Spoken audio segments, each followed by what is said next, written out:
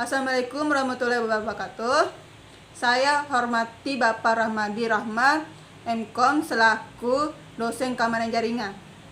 Di sini saya selaku moderator akan presentasikan kelompok kami berjudul Analisis dan Implementasi Firewall Tablets untuk Meningkatkan Keamanan Jaringan Linux. Sebelum itu, perkenalkan, nama saya Anjela Syafira dengan partner saya Retno Elviani. Selanjutnya saya akan membahas tentang topik selanjutnya. Oke, latar belakang. Selaku pengembangan teknologi informasi, pesat kebutuhan akan sistem yang andal dan aman semakin penting, terutama dalam manajemen jaringan komputer. Sistem operasi Linux banyak digunakan dalam server dan jaringan karena bersifat open source, stabil, dan fleksibel. Namun di balik keunggulan tersebut, keamanan jaringan pada sistem Linux menjadi aspek yang sangat penting. Ancaman seperti malware, peretasan, dan serangan DDoS dapat menyebabkan kerugian besar secara finansial maupun reputasi. Oleh karena itu, perlu strategi keamanan jaringan yang efektif. Salah satunya dengan penggunaan firewall. Di sistem Linux, implementasi merupakan alat firewall yang fleksibel dan memiliki kinerja baik, namun seringkali tidak dioptimalkan karena kurangnya pemahaman. Spesifikasi toolnya itu ada satu, firewall. Yang firewall ini menawarkan perangkat lunak virtualisasi yang setara, baik gratis maupun komersial. 2. Ubuntu.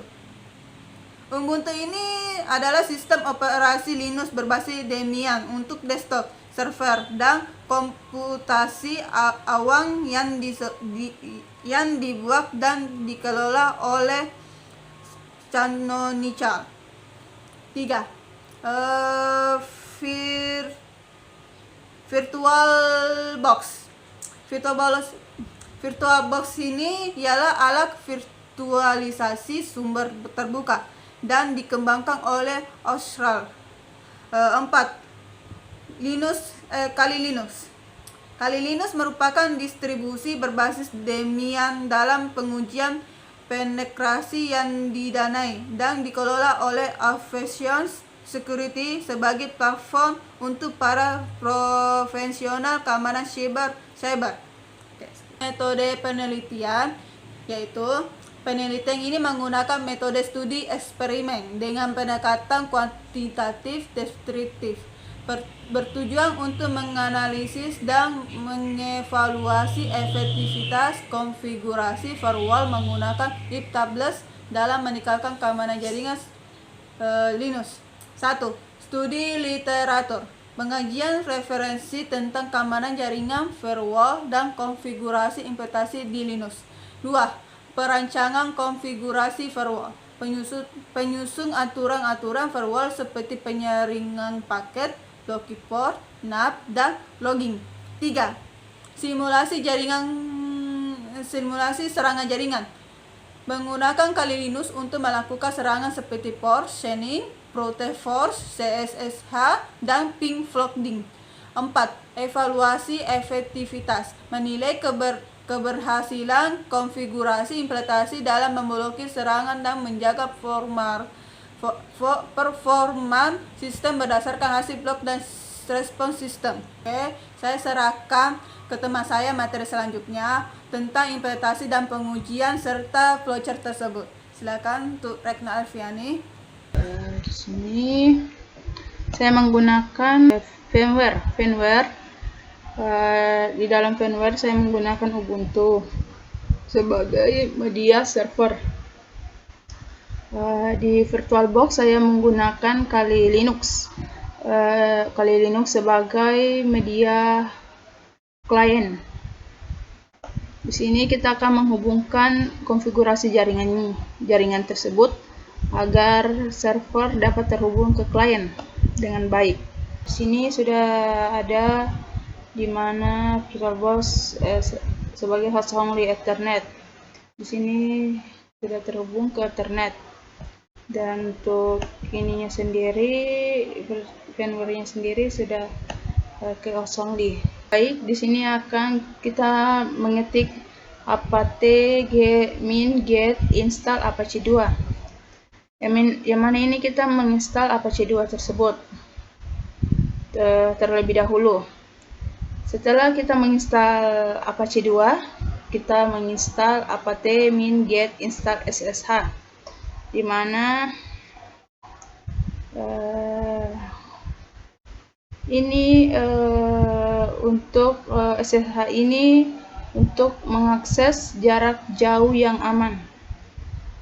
Jika sudah terinstall, kita dapat melihat dari versi, muncul pesan bahwa versi terbaru telah tersedia. Setelah itu kita mengetik service Apache 2 start. Di sini kita akan menyalakan web server Apache 2-nya. Setelah itu kita mengetik juga service SSH start. SSH start ini yang mana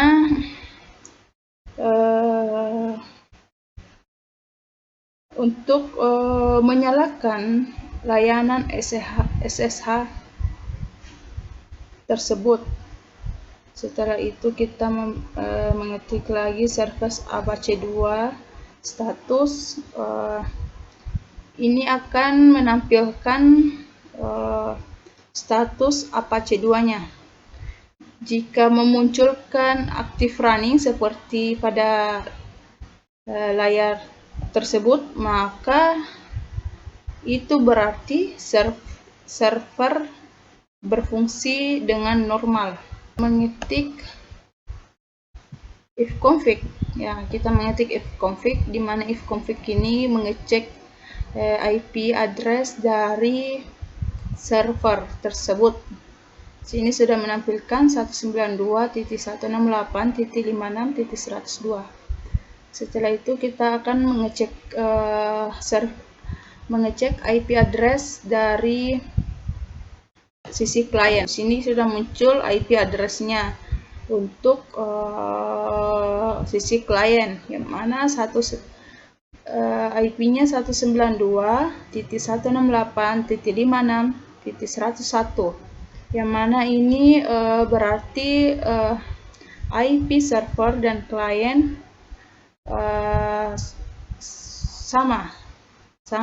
artian sama. Di sini berarti server dan kliennya akan terhubung secara baik. Setelah itu kita masuk ke CMD, di mana di CMD ini kita mengetik ping 192.168.56.102. Kita mengetik IP address-nya dari sisi server agar dapat ini sebagai bentuk untuk dapat terhubung dengan baik dari sisi klien. Di sini kita coba, tadi kita sudah coba, kita coba lagi satu kali untuk mengetik IP address dari server,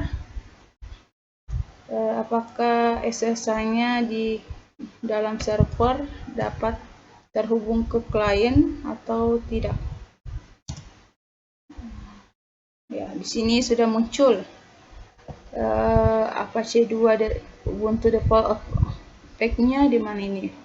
Ini berarti SSH-nya di server dapat terhubung dengan baik di sisi klien. Ini sudah kita buka websitenya dari sisi klien. Coba kita buka dari sisi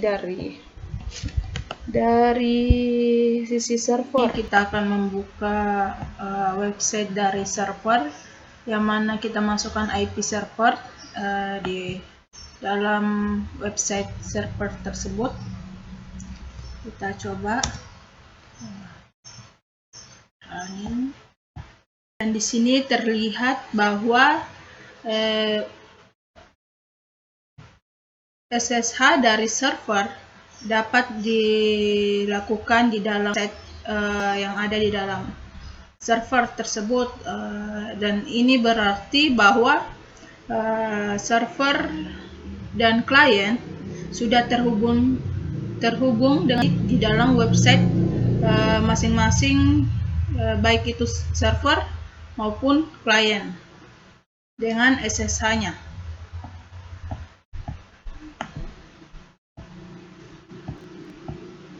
Setelah itu kita kembali ke terminal. Di sini kita akan melakukan, setelah kita melakukan tadi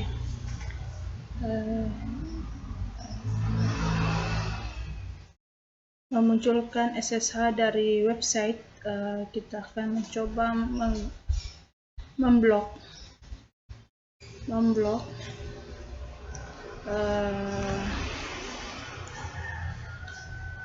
port 80.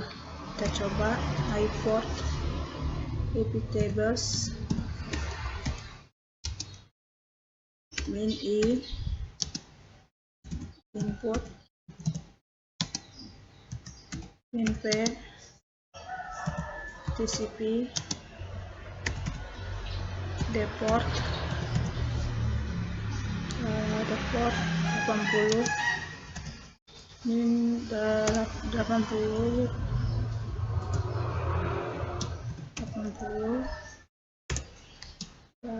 min s, lalu kita masukkan nama IP 192.168.56.102, min j, lalu kita draw. Kita enter, apakah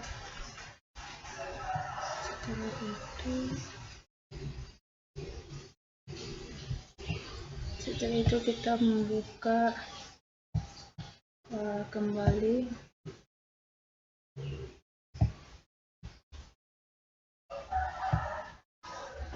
Kita coba refresh. Kita coba membuka ulang 192.168.56.102. Kita coba apakah ini berhasil,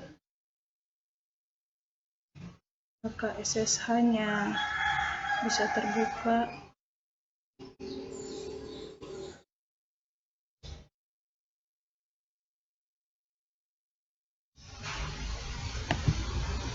Nah, di sini sudah terlihat setelah kita memblok the port 80 dari IP 192.168.56.102. Di sini berarti dia tidak bisa terkoneksi dari SSH tersebut karena kita sudah menghapus akses dari IP tersebut. Di sini kita mencoba juga dari sisi klien, apakah ini juga sama seperti kasus memasukkan IP server di sisi klien.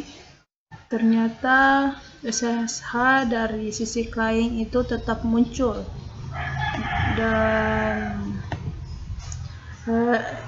dan juga di sini dia tetap muncul port dari SSH tersebut di dalam terminal.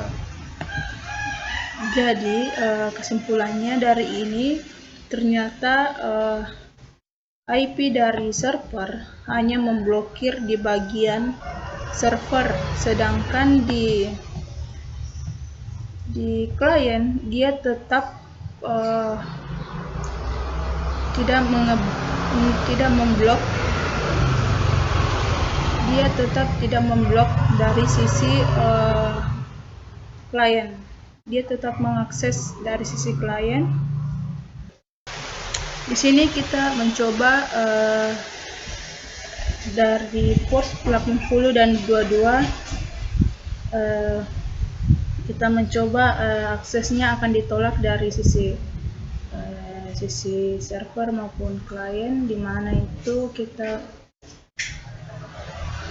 mengetik sudo iptables min i input min p tcp min deport 80 min j drop, dan juga sudo iptables min i input min p tcp min deport 22 min j drop. Di sini kita coba akses dari sisi server dulu, di dalam bahwa di dalam klien di mana dia tidak dapat terkoneksi atau terputus koneksi dari SSH, di mana ini berarti tidak bisa menyambungkan server dan server tidak merespon HTTP tersebut, baik itu di dalam klien maupun di dalam server. Di mana kita lihat di sini ada iptables min l, yang mana dia akan menampilkan nama-nama yang telah kita drop, di mana itu tadi kita sudah mendrop 80 dan 22. Di sini kita mengetik sudo iptables min d input 27, di mana min d ini yang tadi kita sudah drop tadi, mana port 80 dan 22. Di sini 27 berarti dia merupakan daftar input yang ada di dalam port 80 dan 22, di mana kita menghapus aturan memblokir akses pada SSH atau HTTP serta mengembalikan konektivitas ke server, di mana akan muncul SSH seperti pada gambar yang ini, di dalam server maupun klien. Setelah itu kita mencoba melakukan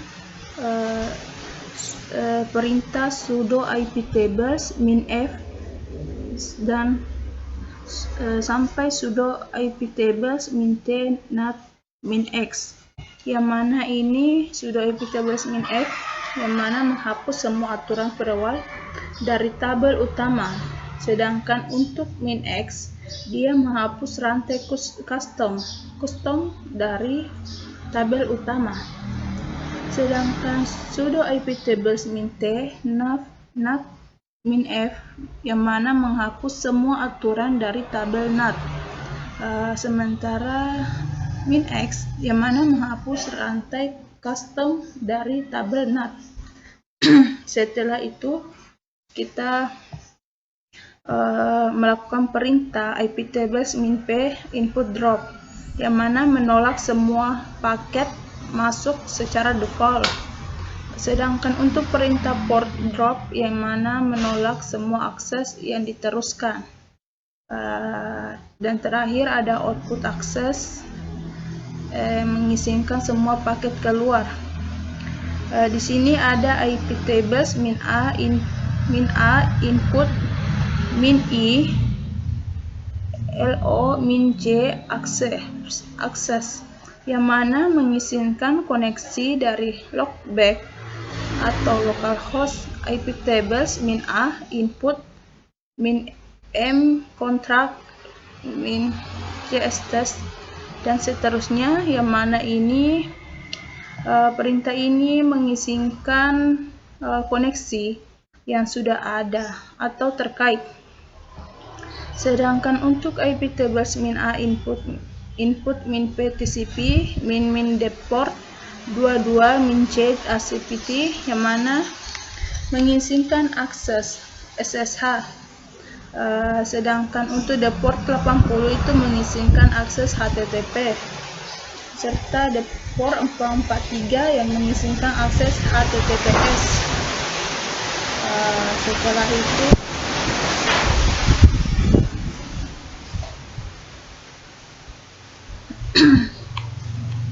Setelah itu kita masuk ke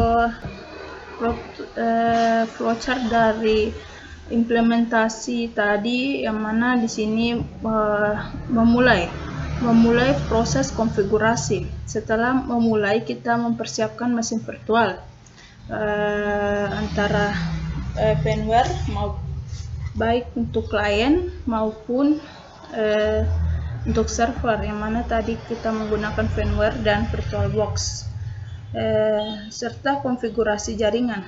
Kita melakukan konfigurasi jaringan, yaitu mengatur jaringan virtual machine agar bisa saling terhubung. Kedua itu kondisi jaringan, yang mana kita mengecek apakah koneksi antara virtual machine berjalan dengan baik. Setelah itu kita reset aturan default, yang mana ini menghapus aturan lama untuk menghindari konflik. Lalu kita menganut ke aturan kebijakan default. Kebijakan default yang mana di sini kita mendrop semua koneksi yang tidak didefinisikan. Lalu kita lanjut menjaga fungsi dasar sistem pada IP tables, yang mana kita mengizinkan loopback SSH dan port 80 HTTP atau Apache 2. Setelah itu kita monitoring permintaan ping, yang mana uji koneksi dasar antara virtual machine. Setelah itu kita batasi TCP change plot. Kita menambahkan keamanan agar tidak mudah diserang. Di sini setelah itu sini kita akan melakukan konfigurasi jaringan. Setelah kita di sini kita menginstal Apache 2. Setelah menginstal Apache 2, kita menginstal SSH. Lalu kita menjalankan perintah memulai Apache 2 dan juga perintah untuk SSH. Setelah itu kita mengecek status Apache 2 dan juga mengecek informasi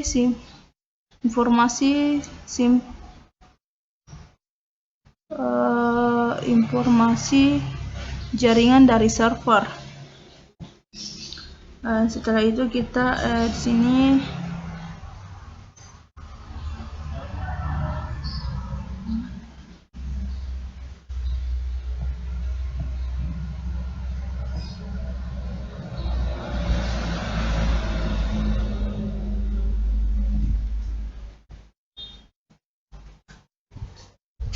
kita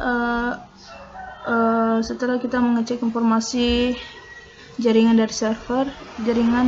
dari server, di sini kita apakah alamat IP berada di jaringan server yang sama di SMD Windows. Jika ya, maka kita melanjutkan alamat IP server yang berhasil diterima. Lalu kita mengecek alamat web default Apache 2 di server. Lalu kita menonaktifkan firewall UFW. Setelah itu kita memblokir port 80 dan 22. Setelah itu kita melakukan paket TCP ke port SSH dan HTTP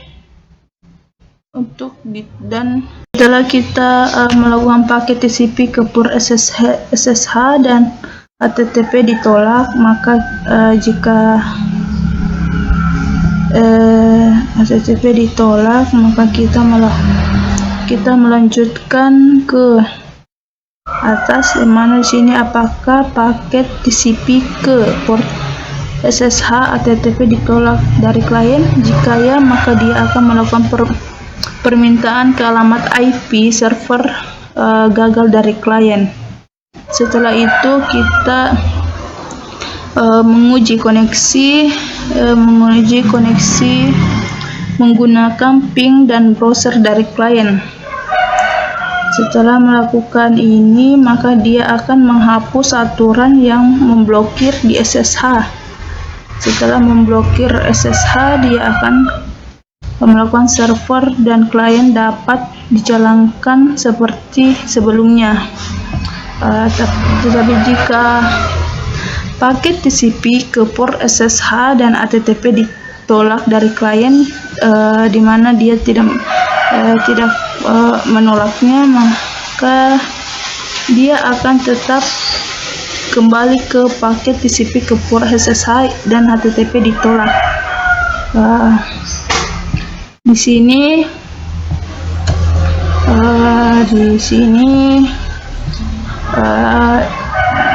kita melakukan konfigurasi jaringan, di mana ini untuk klien. Di sini kita melakukan konfigurasi jaringan, mengecek alamat IP klien dari VirtualBox. Setelah itu kita lanjut apakah alamat server terdeteksi dari klien. Jika ya, maka dia akan melanjutkan alamat IP server berhasil terhubung dari klien, yang mana IP-nya sama dari sisi klien maupun sisi server. Jika dia tidak IP-nya berbeda, maka dia akan kembali menginstal Apache 2 dan juga menginstal SSH agar supaya dia bisa mengakses dari sisi server ke klien, atau dia tetap menetap di sini dan dia tidak berubah. Tapi jika dia berubah, maka dia akan melanjutkan ke IP server yang terhubung ke klien. Setelah itu kita mengakses server dengan SSH dari tampilan pada web Apache 2 dari klien. Begitulah hasil dari alur flowchart dari sisi server maupun klien. Dari pengujian, kita melakukan pengujian di pertama itu kita menulis nmap -s IP dari server, yang mana ada 192.168.56.102, yang mana hasil ini menunjukkan bahwa layanan dan port terbuka pada server.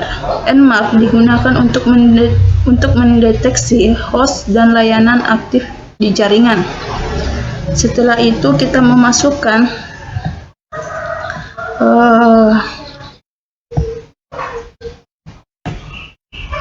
sudo ping -f, kita masukkan IP server kita yaitu 192.168.56.102, yang mana ini menunjukkan tampilan bahwa serangan dari ping float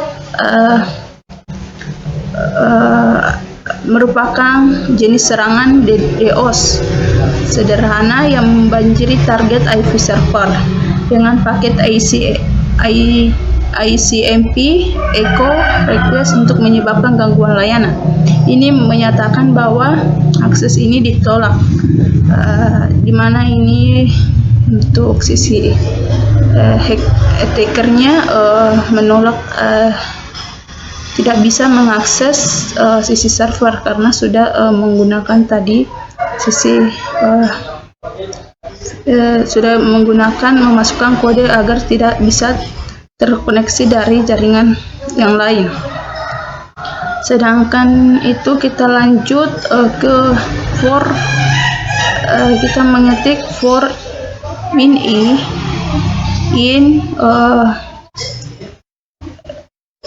kurung kurawal 1.10 tutup kurung kurawal titik 2 DOSSH, yang mana ini perintah ini digunakan untuk mengotomatisasi percobaan login SSH sebanyak 10 kali bermunculan. Ini menunjukkan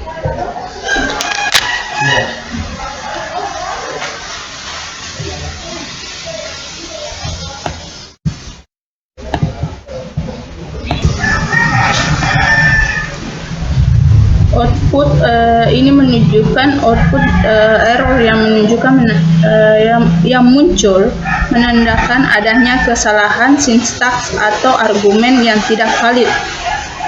Next, kita lanjut kita menulis perintah sudo -min -s dan kita memasukkan alamat IP kita, yaitu 192.168.56.102 -p 80 min float, yang mana ini digunakan untuk melakukan serangan chain float dengan mengirim paket TCP ke port 80 secara terus-menerus dan cepat. Setelah itu kita masuk ke bagian server. Kita menampilkan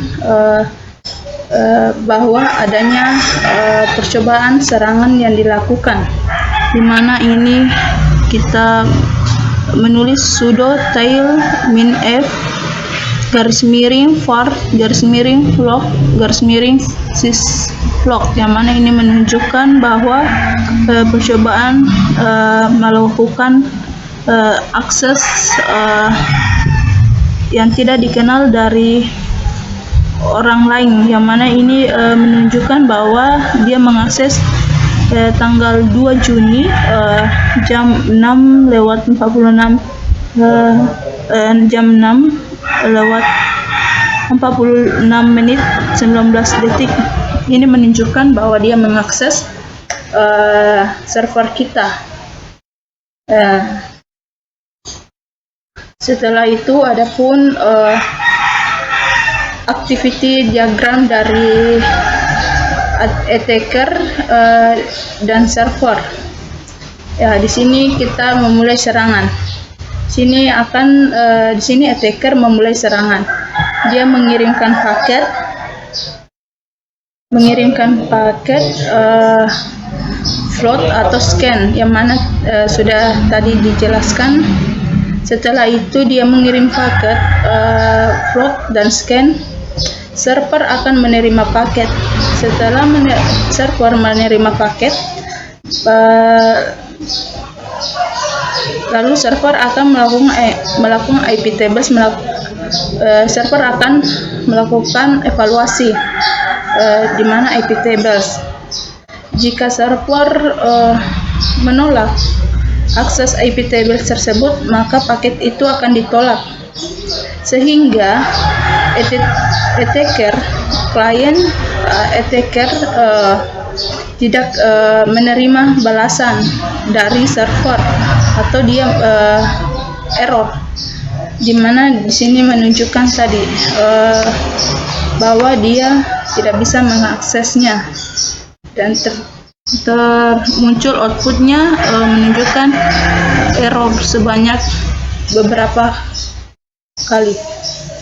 Dan setelah itu attacker selesai melakukan percobaan untuk mengakses server. Oke, untuk itu tadi materi yang disampaikan oleh kelompok kami. Adapun kesimpulannya dari judul kami, yaitu kesimpulan dalam kerentanannya terhadap ancaman seperti malware, perentasan dan keserangan DOS, keamanan jaringan sistem operasi Linux sangat penting yang banyak digunakan dalam sistem berbasis server dan jaringan. Studi ini menganalisis dan menerapkan firewall IP-tables untuk meningkatkan keamanan jaringan Linux.